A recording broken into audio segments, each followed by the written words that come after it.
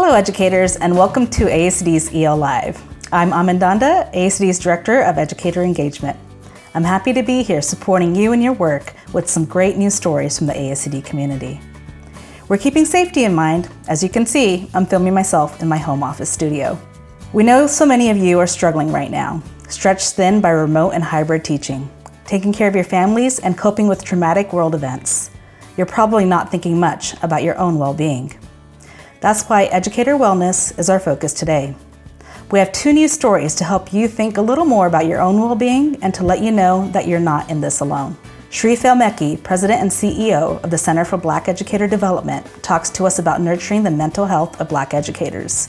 And Meena Srinivasan, the Executive Director of Transformative Educational Leadership, gives us tips for incorporating mindfulness into our daily routine. But first, Ed Talk. We love hearing what you have to say about ASCD. ASCD's virtual symposium on building trauma-sensitive schools was a big hit. Here's a tweet from Heather Peterson on Basil Marin's session. Boom, students bring their culture with them. Use it. Thank you for reminding educators about the importance of equity to rebuild a broken education. Readers had a great reaction to Justin Minkle's November EL article. Deborah Rader tweeted, "This is one of the wisest and most beautiful articles I've ever read about caring for our students." Thank you, Justin Minkle. Recommended for educators of all ages. By the way, don't miss our interview with Justin in last month's show. We want to hear more. Tweet at EL Magazine and at ASCD, and you might find yourself quoted in an upcoming episode. Now, here's Sharif El-Mekki with EL's Managing Editor, Naomi Tier. Thank you for talking with us today. Thanks for having me. I appreciate it. Glad to have you here. We're glad to have your article. I'm looking forward to the feedback from your members. What would be some things, say a white teacher or a white school leader who wants to be an ally, who wants to have some understanding in a way that would help morale? What are some things they might generally do or say? Yeah, so our white, and I wrote a recent piece around this as far as what I tell my white colleagues who want to be allies. And it's basically, one, being humble, asking for feedback, understanding that it's not Black educators' responsibility to fix the system, to fix white supremacy. I think another thing is asking, being deliberate about, asking questions. So I give the example, if I have two Black educators, but as a principal, I am surveying the staff. And if I see that, hey, 98% agree with something, I can't just assume everybody in the building agrees. I may have to ask very specifically, very deliberately, does this jive with your experience as a Black educator? How did you, feel about this, experience, right? And so going out, being assertive and asking and being curious, right? And leading with this humility, not just saying, well, everybody agreed with it. Suppose everything that this overall staff agrees with actually has racial undertones. Suppose every time the 98%, agree with something, it actually is a smack in the face for the teachers of color, the staff of color who work there.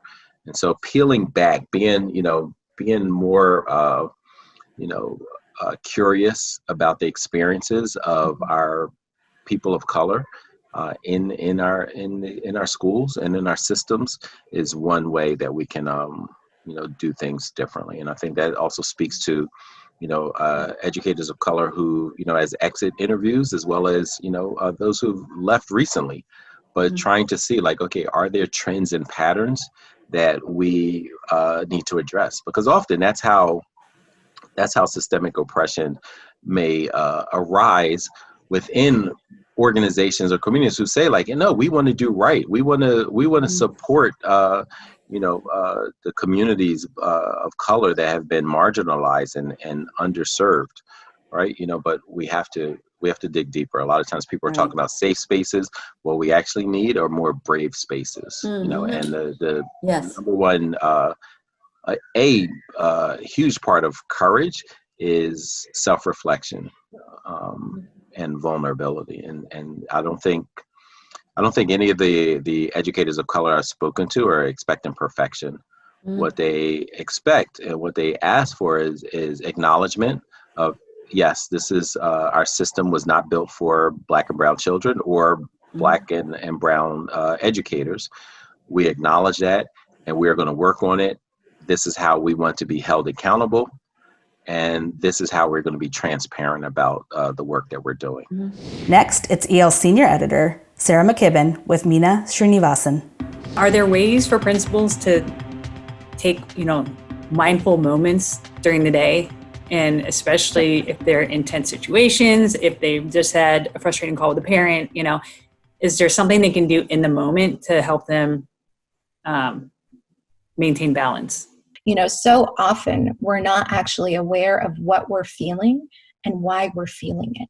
And so there's several mindfulness practices that really, I'll just walk you through, recognize what's arising, accept what's arising, look deeply at what's arising, and then ultimately asking yourself, what are ways that you can transform what's happening internally? And I think so often we try to jump to the transformation and we don't spend enough time looking deeply. And that's really where the juice is. If it's okay with you, Sarah, I'd love to offer just like 3 very practical strategies that folks can employ during the day. Sure. This is one that has been popular with a lot of teachers and leaders I've worked with. It's called the 3 T's, and it refers to tea time, transitional time, and toilet time. And you might giggle a bit about the toilet time, but I'll go through each of these. And really, you can choose one of the T's to engage in mindfully. So the first is around the first T, the tea time, or maybe you're a coffee drinker, but just making a commitment to simply take a few breaths before you drink your beverage and then truly taste it, right? So whether you're in a staff room or during the break or in the morning, but to truly taste what you're drinking. And then if you add the interbeing element, paying attention to the infinite causes and conditions that resulted in that tea or that coffee being there, from the sun and the soil to the workers and the coffee or the tea plantation, right? So truly tasting what you're drinking and being aware of the infinite causes and conditions. And so often we're like drinking our worries, right? But can we just really savor our beverage? The second is transitional time. So this is all the time we spend waiting in line at the grocery store, when we're in traffic, when we're waiting. I don't know, my internet isn't super great here. So when I'm waiting for a page to load and so on. And the truth is that if we spend, if we live to be 70 years old, we'll have spent 3 years of our lives waiting. Now imagine if we could spend that time waiting, just coming back to our breath and our body, right? Just holding ourselves. I think of mindfulness as like the ultimate embrace, right? Embracing what's arising, caring for yourself with curiosity and kindness. Now, and so we get to the third T now, the toilet time. Depending on how long your trips to the bathroom last, you can spend between 1.5 to 4 years just on the toilet. And often, when I was a classroom teacher, and even when I was a district leader, like the bathroom was the only time I was alone, and definitely now with a toddler, it's the only time I'm alone during the day, right? Everyone has to use the bathroom, and relieving yourselves instantly brings you back into your body, right? So it's a ripe opportunity to practice mindfulness. That's it for this episode, but don't miss a bonus interview with writer and educator Henry Seaton on breaking teachers out of negative loops. And be sure to look for the December-January issue of EL Magazine. We'll be back in February with a new episode about making PD stick. For ASCD, I'm Amandanda. Thanks for joining us.